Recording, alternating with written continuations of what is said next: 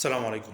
الناس اللي بتاخد مسكنات كتيرة لفترة طويلة بجرعات كبيرة عشان تسكن لها الآلام وخاصة آلام المفاصل، أنا جاي لكم بدواء دلوقتي مش هيعمل مشاكل ولا يعمل الآثار الجانبية اللي بتعملها المسكنات دي. الدواء ده اسمه بوزويليا، كويس جدا لآلام المفاصل، هو مضاد للالتهابات أصلا، بيمنع كل المواد أو بيمنع معظم المواد اللي بتتفرز في الجسم زي السيتوكينز والليوكوترينز إنها تفرز أصلا، فبالتالي بيمنع الالتهابات اللي موجودة وخاصة التهابات المفصل، بيتحكم في الجهاز المناعي، فكويس جدا للروماتويد الارثرايتس اللي هو التهاب المفاصل اللي سببه الجهاز المناعي. برضو بيعالج القولون، فالدواء ده كويس قوي قوي قوي قوي لآلام المفاصل.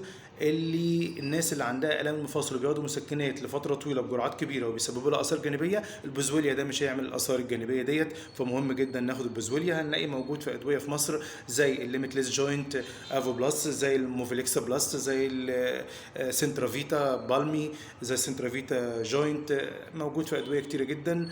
الموفيليكس بلس قلنا والموفيلتور بلس، موجود البوزويليا، وانصح الناس اللي عندها مشاكل في المفاصل تاخده، لان كده هنقدر نستغنى عن المسكنات اللي بتتعب الجسم او نقلل الجرعه بتاعتها. السلام عليكم.